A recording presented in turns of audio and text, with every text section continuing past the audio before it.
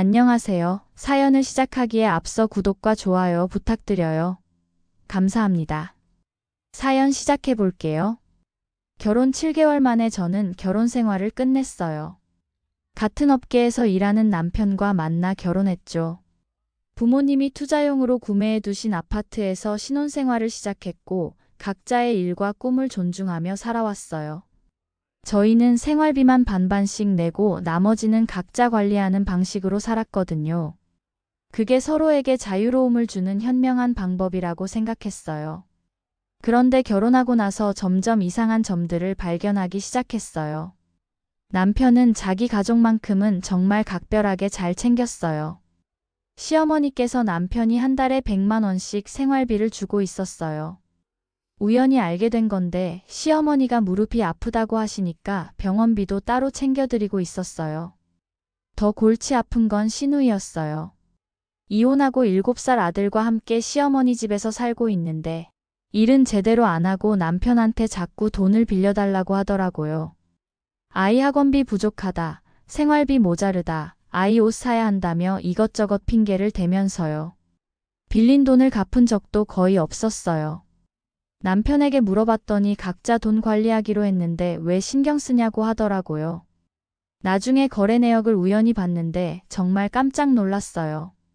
매달 시댁으로 나가는 기본 용돈이 100만 원이고 거기에 시누이한테 빌려준다는 명목으로 30에서 50만 원씩 추가로 나가고 있었던 거예요. 시어머니 병원비까지 합치면 한 달에 150만 원은 훌쩍 넘게 나가더라고요. 시어머니도 시누이도 남편한테 완전히 의존하고 있는 상황이었어요. 반면에 저희 부모님한테는 정말 계산적이었어요. 어쩌다 한번 만나서 밥을 먹어도 한 번도 계산을 하려는 걸 본 적이 없어요. 시댁 식구들한테는 엄청 자비로운데 말이죠. 그러던 중 결혼 5개월째 되던 해봄, 엄마가 갑자기 복통을 호소하시기 시작했어요. 처음엔 단순한 소화불량인 줄 알았는데 점점 심해지더니 결국 병원에 가시게 됐죠. 검사 결과는 충격적이었어요. 자궁근종이 심하게 진행되어 자궁적 출술이 필요하다는 거였어요. 더군다나 근종 중 일부가 악성 가능성이 있어서 정밀검사와 함께 수술을 해야 한다고 했죠. 엄마는 58세셨어요. 아버지와 함께 작은 사업을 하시면서 저와 동생을 키워주셨고 항상 가족을 위해 희생하시던 분이에요. 병원에서 수술비와 입원비를 합쳐 약 800만 원 정도 나올 것 같다고 했을 때 저는 당연히 남편과 함께 도와드려야 한다고 생각했어요. 남편에게 우리가 엄마 병원비를 도와드리자고 했더니 장인어른과 장모님이 우리보다 훨씬 잘 사시는데 굳이 우리가 그렇게까지 해줄 필요가 있냐고 하는 거였어요. 순간 머릿속이 하얘졌어요. 저희 부모님이 경제적으로 여유가 있다는 건 맞지만 그게 자식인 제가 도와드리면 안 되는 이유가 될까요? 더군다나 저희가 살고 있는 이 집도 부모님이 마련해 주신 건데 말이에요. 그래도 내 엄마이고 우리가 혜택 보고 있는 것도 있는데 도와드려야 하는 거 아니냐고 했더니 니네 집 형편을 우리가 모르냐며 굳이 오버할 필요 없다고 하더라고요. 그날 밤 저는 잠이 오지 않았어요. 남편의 차가운 반응이 계속 머릿속을 맴돌았죠. 결국 저는 제 적금을 깨서 엄마 수술비를 마련했어요. 다행히 수술은 성공적으로 끝났고 악성이 아닌 양성 근종이라는 결과가 나와서 안도했죠. 엄마가 퇴원하신 후에도 저는 매일 안부를 묻고 회복에 도움이 되는 영양제와 보양식을 챙겨드렸어요. 수술 부위가 아물 때까지는 무거운 것도 들면 안 되고 충분한 휴식이 필요했거든요. 남편은 그런 제 모습을 무관심하게 지켜볼 뿐이었어요. 그러던 중 시어머니 생일이 다가왔어요. 시어머니는 64세로 남편을 홀로 키우시며 고생 많이 하신 분이에요. 평소 남편이 시어머니를 극진히 모시는 모습을 보면서 효자라고 생각했었죠. 그런데 그의 시어머니 생일 선물로 남편이 준비한 건 일본 온천 여행 패키지였어요. 어머니 생신 선물로 일본 여행을 보내드리려고 한다며 온천도 좋고 쇼핑도 하실 수 있게 일주일 코스로 계획했다고 하더라고요. 저는 당황스러웠어요. 엄마 병원비 800만 원은 아까워하더니 시어머니 여행비는 선뜻 쓰겠다는 거였어요. 우리 엄마는 아직 회복 중인데 뭔가 좀 그렇지 않냐고 했더니 아픈 사람 챙기는 것도 중요하지만 건강한 사람 먼저 챙기는 게 당연하다고 하는 거였어요. 아픈 사람은 어차피 회복되면 되는 거고 건강한 사람이 더 우선이라면서요. 그 순간 저는 이 사람이 진짜 제 남편이 맞나 싶었어요. 그러면서 그래도 결혼하고 시어머니 첫 생신인데 저보고 좀 보태야 하는 거 아니냐고 했어요. 솔직히 어이가 없었죠. 제가 엄마 병원비 같이 도와드리자고 할 때는 그럴 필요 없다고 냉정하게 거절하더니 저와 상의한 것도 아닌 시어머니 여행 자금을 갑자기 당연하다는 식으로 보태라는 식으로 말하니까요. 결국 저는 지금 여유가 없어서 못 도와드릴 것 같다고 엄마 병원비로 적금도 깼다고 했어요. 남편은 못마땅해 하면서도 결국 혼자서 시어머니 여행을 보내드렸어요. 시어머니는 정말 좋아하셨죠. 일본에서 매일 사진을 보내시면서 아들 덕분에 평생 못 가볼 줄 알았던 해외여행을 하게 됐다고 감격해 하셨어요. 그때부터 저는 남편을 다른 시선으로 보게 됐어요. 원래도 계산적인 성격이었지만 내 가족과 자기 가족을 이렇게 차별 대우하는 사람인 줄 몰랐거든요. 자연스럽게 저도 계산적으로 변했어요. 시어머니가 은근히 이것저것 돈을 요구할 때도 선뜻 나서지 않게 됐죠. 얼마 후 저는 승진했어요. 원래 저희는 비슷한 연봉을 받고 있었는데 제가 팀장으로 승진하면서 연봉이 높아졌어요. 그랬더니 남편이 이상한 소리를 하기 시작했어요. 이제 연봉도 올랐으니까 생활비를 좀 더 내면 어떻겠냐고, 비율로 따지면 제가 더 내는 게 맞다고 하더라고요. 처음에 정했던 대로 반반씩 내는 게 맞고 연봉은 각자 능력이라고 했더니 그럼 자기도 빨리 승진하면 되겠다며 비아냥거리더라고요. 그날부터 남편의 태도가 더 차가워졌어요. 제가 승진한 것에 대해 축하해주기는커녕 자격지심을 드러내며 비아냥거렸죠. 원래도 체면을 중요시하고 욕심이 많은 사람이었는데 아내가 자신보다 돈을 많이 번다는 사실이 자존심 상했나 봐요. 사실 이것도 이해가 되질 않았어요. 결혼한 사이이고 자신의 아내인데 누가 더 많이 벌든 좋아해야 할 일이라고 생각했거든요. 그런 상황에서 남편이 갑자기 차를 바꿨어요.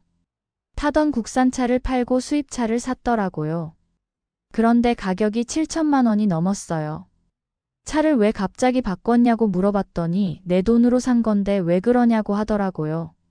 그래도 너무 비싼 거 아니냐, 저축은 하고 있냐고 했더니 내 돈 관리에 왜 신경 쓰냐며 각자 알아서 관리하기로 했으니 신경 끄라고 하더군요.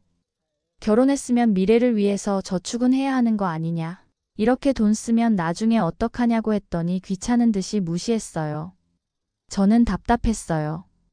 각자 돈 관리를 한다고는 하지만 그래도 부부인데 미래를 위한 계획은 함께 세워야 하는 거 아닌가요? 남편은 마치 저와 상관없는 독신자처럼 행동했어요. 그렇게 삐걱거리며 지내던 어느 날 남편에게 급한 전화가 왔어요. 어머니가 쓰러지셨다며 지금 응급실에 계시니까 빨리 오라고 하더라고요. 저도 깜짝 놀라서 반차를 내고 병원으로 달려갔어요. 시어머니는 응급실에 누워 계셨고 남편은 의사와 이야기를 나누고 있었어요. 검사 결과는 충격적이었어요. 시어머니가 위암 2기 판정을 받으신 거예요.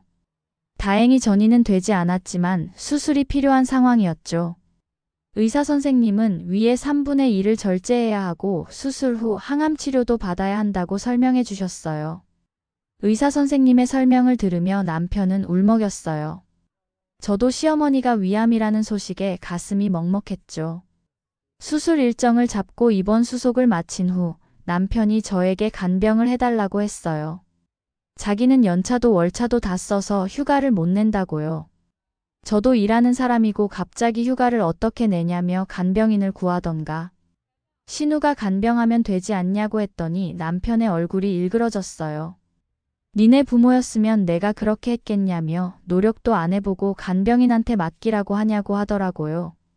그럼 어떡하냐고 나도 팀장이라서 함부로 자리를 비울 수 없다고 했더니 팀장이면 더 쉽게 휴가 낼 수 있는 거 아니냐며 며느리가 시어머니 간병하는 게 당연하다듯이 말했어요. 솔직히 간병비 낼 돈도 부담스러웠겠죠. 저는 어이가 없었어요. 평소에 제 일을 인정해주지도 않으면서 이럴 때만 며느리 도리를 들먹이는 거였어요. 그럼 너는 우리 엄마 아플 때 뭐 해줬냐고, 병원비 내자고 할 때도 안 된다고 했잖냐고 했더니 그거랑 이거랑 다르다며 니네 집은 돈이 많아서 도움이 필요 없다고 하더라고요. 아무리 그래도 우리가 지금 친정 부모님이 마련한 집에서 공짜로 얹혀 살고 있는 건데 그 정도는 자식된 도리로 할 수 있는 거 아니냐고 하니까 남편의 얼굴이 붉어졌어요. 니네 잘난 부모 덕분에 아주 고맙다며 그거 하나 가지고 평생 우쭐 뗄 거냐고 비아냥거리더라고요. 그러면서 결혼했으면 시어머니 모시는 게 당연한 거라며 간병 한 번 못 해주면서 며느리 노릇은 언제 할 거냐고 도리라고는 모르는 년이라고 막말까지 하더라고요. 막말까지 나오자 저는 더 이상 참을 수 없었어요. 그 자리에서 일어나 집으로 돌아왔죠. 몇 시간 후 돌아온 남편은 여전히 화가 나 있었어요. 왜 혼자 와버렸냐며 아픈 어머니 병원에 있는데 뒤에서 이런 식으로 말하면 좋냐고 하더라고요. 그러면서 간병인 부르라는 게 며느리가 할 말이냐고 하길래 그럼 당신 부모님이니까 너가 간병하라고 당연하다는 듯이 강요하지 말라고 했어요. 남편이 소리를 지르며 또 막말을 퍼붓기 시작했어요. 자꾸 말끝마다 니네 집, 니네 부모, 니네 엄마, 니네 아빠. 그 말들이 너무 거슬렸어요. 마치 저희 집을 무시하는 그 태도도요. 그때 저는 방으로 가서 서랍에서 한 장의 서류를 꺼냈어요. 바로 7개월 전 작성해둔 혼인신고서였어요. 저희는 결혼식만 올리고 혼인신고는 미뤘었어요. 아이가 생기면 그때 하자고 했었거든요. 지금 생각해보면 정말 잘한 일이었죠. 거실에서 여전히 소리 지르고 있는 남편 앞에 서류를 내밀었어요. 이게 뭐냐고 물어보길래 결혼할 때 작성한 혼인신고서라고 했어요. 남편이 서류를 받아들려고 할 때 저는 그것을 반으로 찢어버렸어요. 뭐 하는 거냐며 놀라는 남편에게 여기서 그만하자고 혼인신고. 안 한 게 우리 둘 다한테 다행이라고 생각한다고 했어요. 남편의 얼굴이 새하얘졌어요. 이렇게 안 맞는데 서로 참고 살 이유 없다며 하루빨리 짐 정리하고 집을 비워달라고 했어요. 남편이 뭔가 말하려고 했지만 저는 더 이상 들을 마음이 없었어요. 방문을 닫고 들어가 버렸죠. 남편은 한참을 소리를 지르다가 결국 나가버렸어요. 다음 날 아침 남편이 들어와서는 완전히 다른 사람이 되어 있었어요. 미안하다며 자기가 어제 너무 흥분해서 그랬다고 다시 이야기해보자고 하더라고요. 이야기할 거 없다고 했더니 자기가 진짜 반성하고 있다며 앞으로 잘하겠다고 내 말이 다 맞았다고 하면서 눈물까지 글썽였어요. 하지만 저는 이미 마음을 굳혔어요. 7개월 동안 쌓인 실망과 분노가 한순간에 사라질 수는 없었거든요. 이미 늦었다고 더 이상은 힘들다고 했어요. 나중에 더 후회할 일 만들지 말자고요. 결국 저희는 정식으로 헤어지기로 했어요. 혼인신고를 안 해서 법적으로는 이혼 절차도 필요 없었죠. 남편은 한 달 안에 짐을 빼고 나갔고 저는 아파트를 부모님께 돌려드렸어요. 그 후 저는 혼자 살면서 많은 생각을 했어요. 결혼이라는 게 단순히 사랑만으로 되는 게 아니라는 걸 깨달았죠. 가치관과 인생관이 맞아야 하고 서로의 가족을 존중할 수 있어야 하고 무엇보다 함께 미래를 그려갈 수 있어야 한다는 것을요. 그런 저에게 새로운 인연이 찾아왔어요.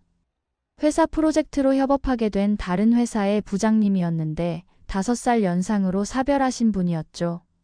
그래서인지 사람을 보는 눈이 깊고 배려심도 깊었어요.